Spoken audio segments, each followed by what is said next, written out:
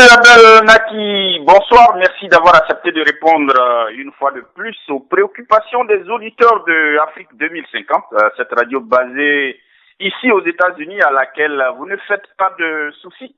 Chaque fois qu'on a besoin de vous, vous êtes avec nous. Merci beaucoup d'avoir donc accepté cette invitation.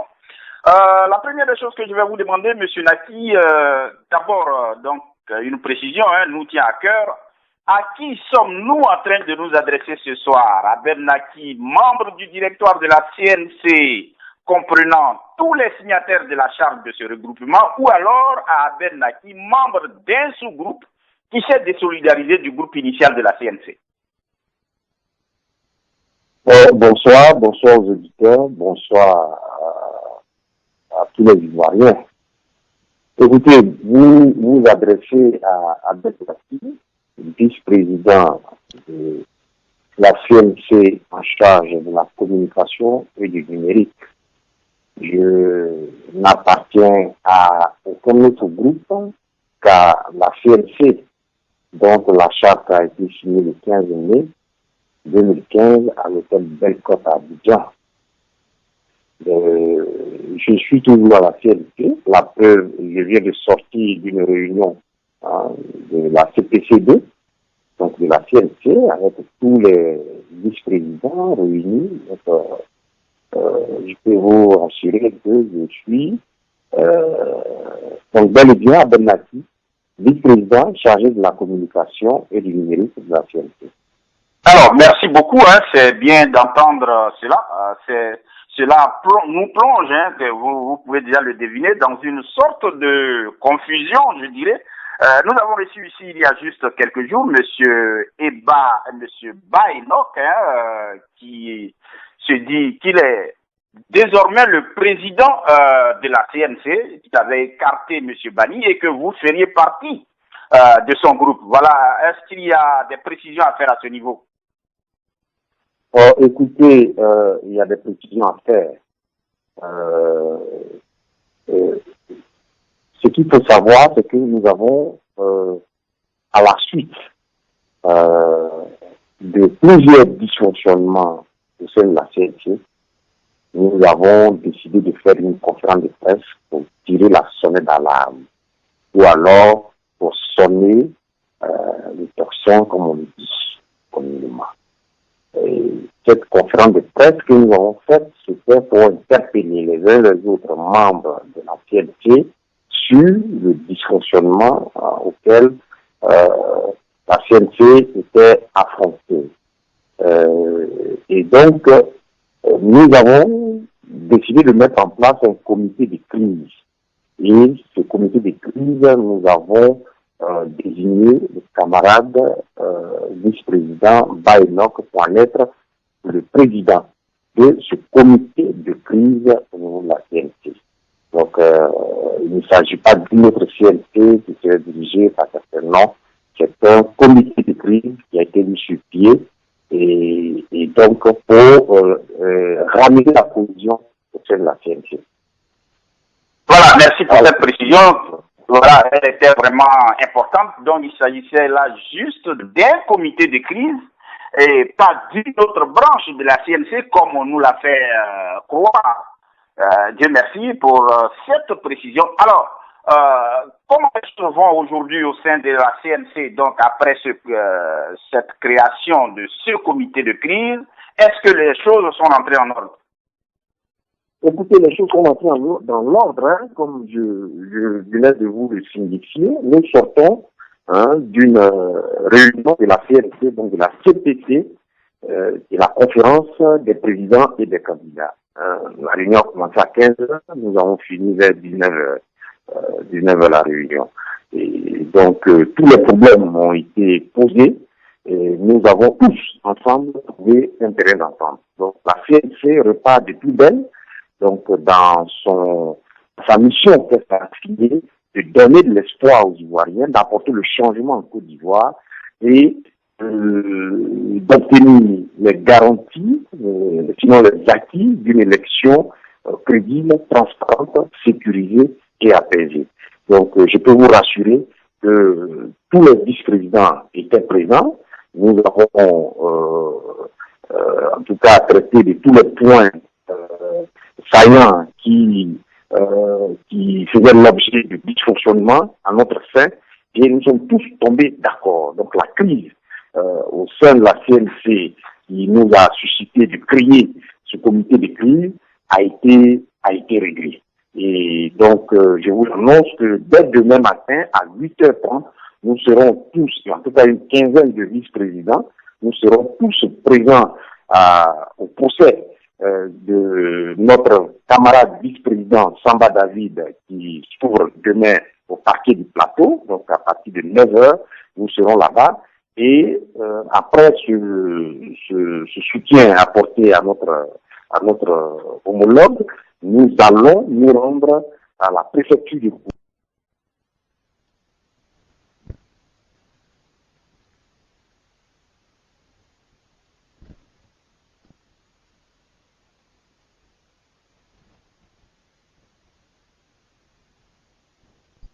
Été interpellé sur ce même jour.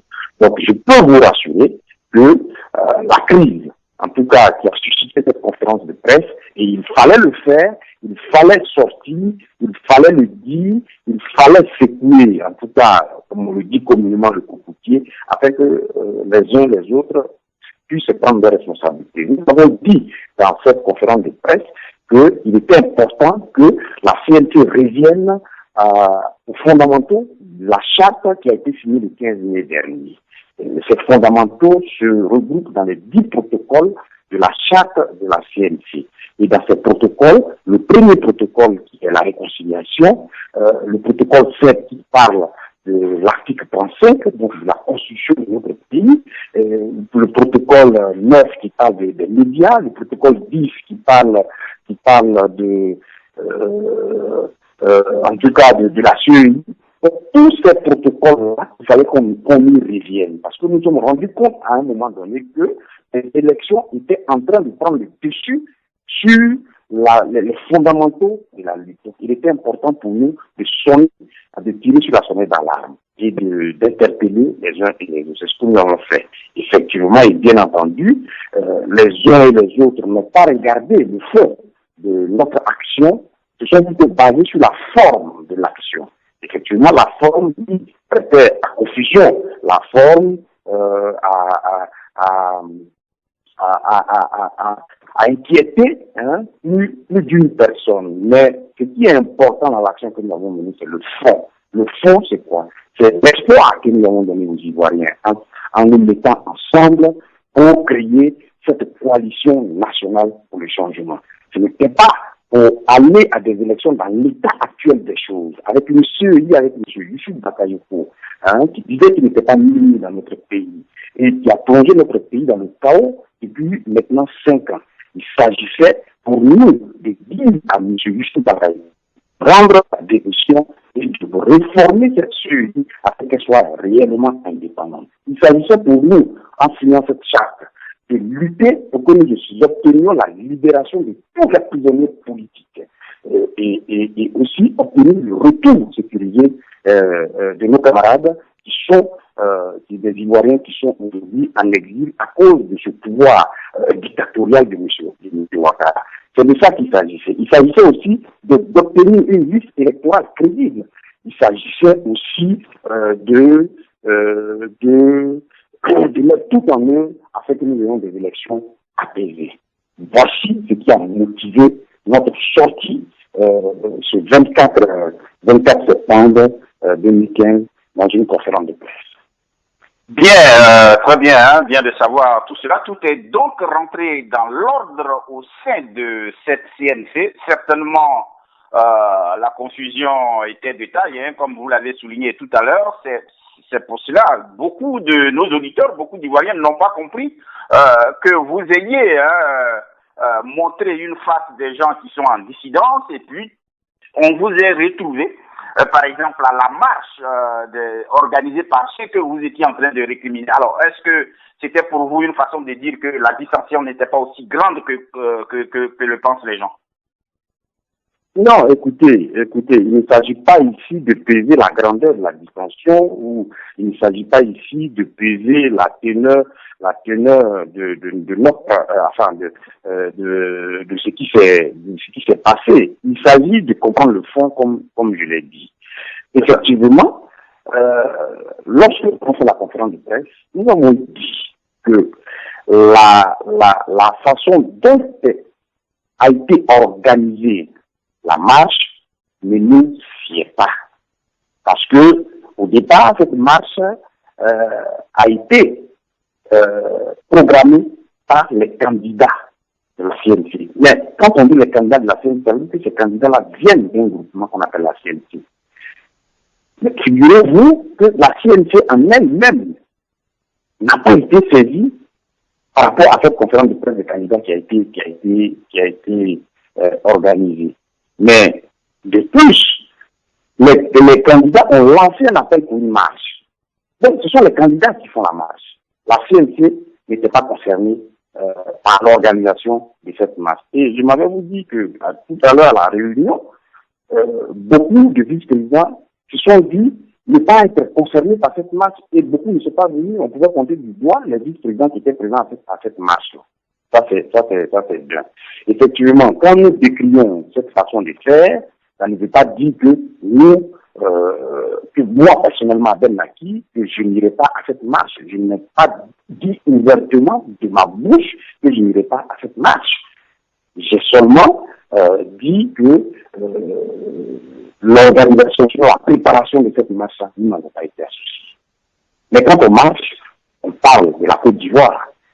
Quand on nous appelle à marcher, on nous appelle à marcher pour demander, pour exiger du pouvoir en place un dialogue, pour exiger du pouvoir en place la dissolution de la Syrie, pour exiger du pouvoir en place la libération, en tout cas de la RPI, et qu'elle soit équitable pour tous les candidats.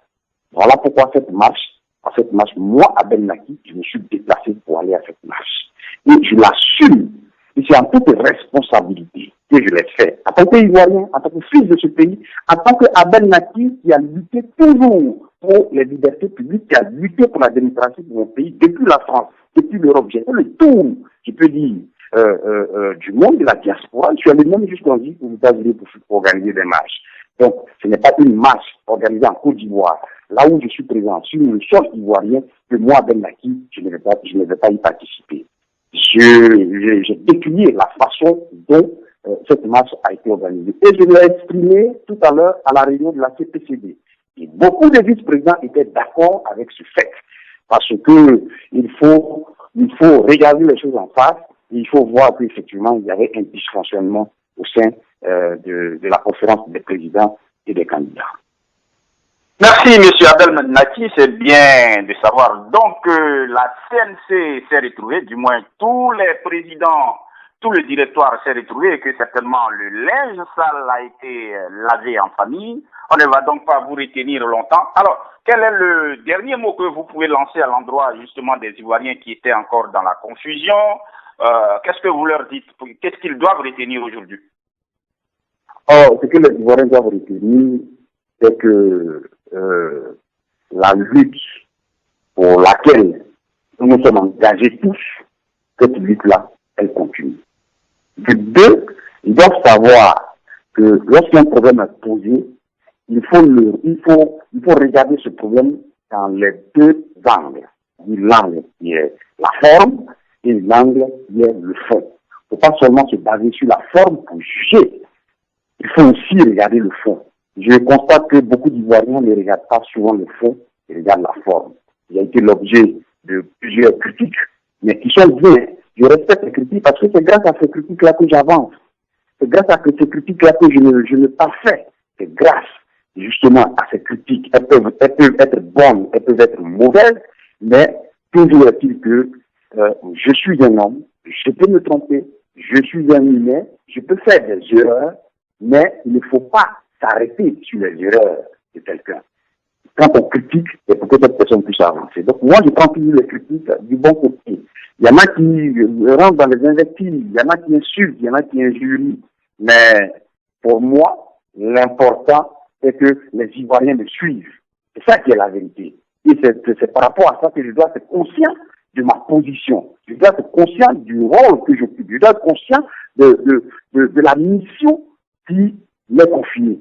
C'est ça qui est important. Quand il y a plusieurs petits, comme vous avez dit, que le travail que je fais est très important et est regardé par beaucoup d'Ivoiriens, beaucoup d'Africains et beaucoup à travers le monde. Ce que je veux leur dire, c'est que il y a eu un couac.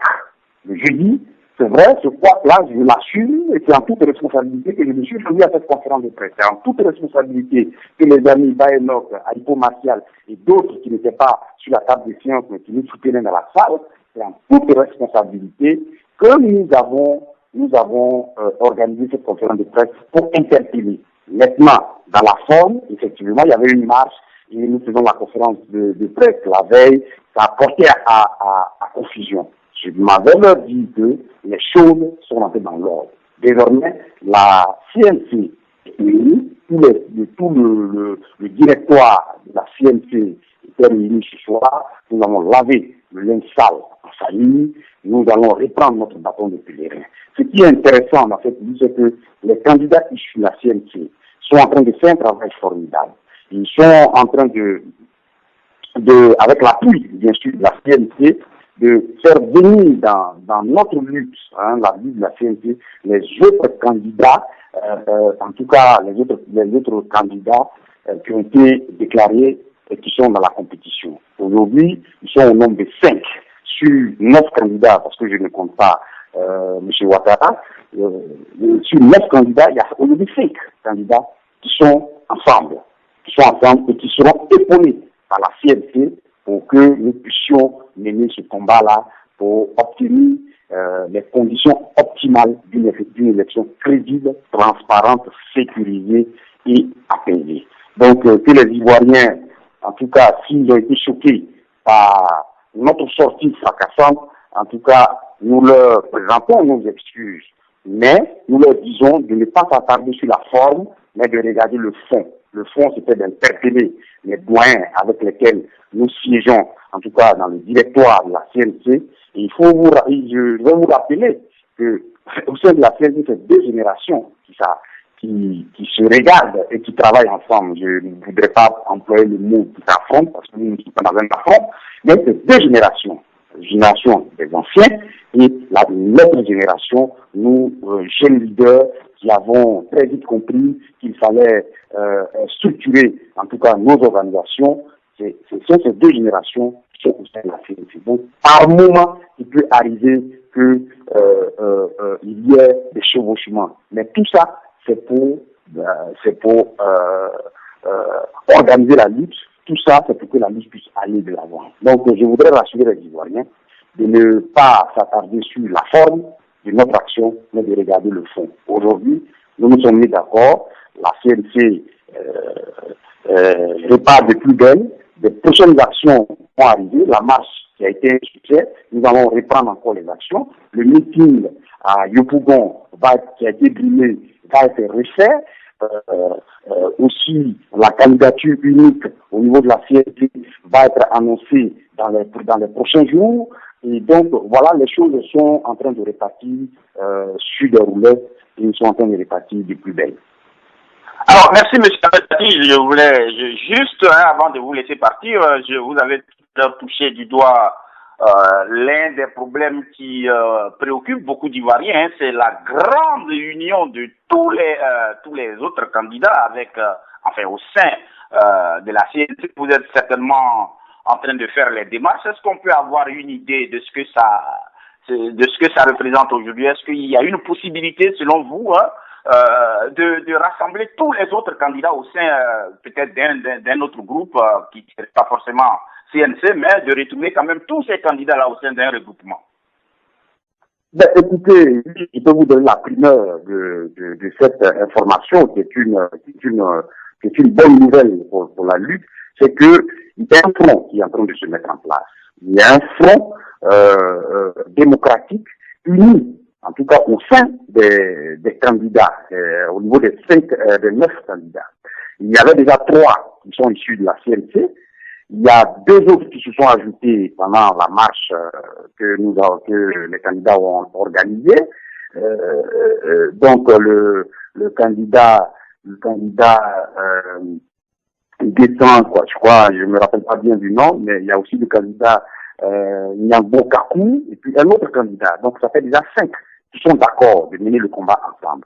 Les démarches sont en train d'être menées avec l'appui du FPI, en tout cas dirigé par Abdourahmane Sangaré, avec les anciens de la CNC. Les démarches et les consultations sont en train d'être menées auprès des autres candidats pour que, en tout cas dans les 9 candidats qui restent, ceux qui ne sont pas à la solde de Ouattara puissent se mettre ensemble pour créer ce front uni des candidats pour aller en tout cas à la conquête non seulement du pouvoir, mais obtenir d'abord les garanties d'une élection crédible, transparente et sécurisée. Donc ce travail-là est en train d'être fait. C'est pour cela que nous avons pris sur nous de secouer le cocotier pour que les uns et les autres se réveillent et que ensemble nous puissions faire ce travail-là. Parce que il n'y a pas le combat des candidats à part et le combat de la CNC à part. Qui parle de CNC parle aussi du combat des candidats. Donc les candidats ont été clairs à la marche. L'honorable Kakabe a été clair dans son discours, Mamadou Koulibaly a été clair, les autres candidats ont été clairs dans leur discours. Si il n'y a pas de conditions optimales pour ces élections, non seulement il n'y aura pas d'élection pour l'opposition, mais il n'y aura pas aussi d'élection pour ceux qui sont au pouvoir. C'est ça qui est la vérité et c'est ce que les candidats ont dit et ces candidats sont d'accord avec nous. Nous disons que notre action a aussi porté parce qu'on ne savait pas ce qui allait se dire à cette marche. Nous avons dit, revenons aux fondamentaux. Et voici que les candidats nous démontrent qu'ils sont dans ces fondamentaux-là. Donc nous, c'est une satisfaction pour nous, pour l'action que nous avons posée le jeudi, c'est une satisfaction. On serait parti certainement à une marche où chacun allait faire son discours sans pour autant rentrer dans le fond. Mais les discours ont été clairs. Et nous sommes aujourd'hui en phase avec les candidats. C'est vrai qu'ils s'organisent à mettre en place leurs états généraux de campagne, les directeurs de campagne et tout, mais ils ne mettent pas de côté les fondamentaux de la lutte qui sont inscrits dans la charte, dans les 10 protocoles de la charte. Donc nous sommes en phase. Que ce soit les candidats, que ce soit les directoires de la CNC, nous sommes tous en phase. Et là, nous repartons de plus belle. Merci beaucoup, Monsieur Abel Naki. Voilà, mesdames et messieurs, c'était une édition spéciale avec Monsieur Abel Naki que nous recevions depuis Abidjan où il se trouve à présent. Il était vraiment important de savoir ce qui se passe justement au sein de cette coalition nationale pour le changement. Un front démocratique uni est en vue, ça c'est l'information de taille. Et puis il faut surtout retenir que le linge sale est lavé en famille, dans cette famille de la CNC. C'était juste un comité de crise qui avait été formé et donc les choses sont rentrées dans l'ordre. Voilà, donc toutes ces informations que M. Abel Naki vous donne ce soir, mesdames et messieurs. C'était donc une édition spéciale de Diaspora. Merci encore Abel Naki d'avoir accepté notre invitation. Merci beaucoup et à la prochaine. Merci, c'est moi qui vous remercie. Au revoir. Bye bye.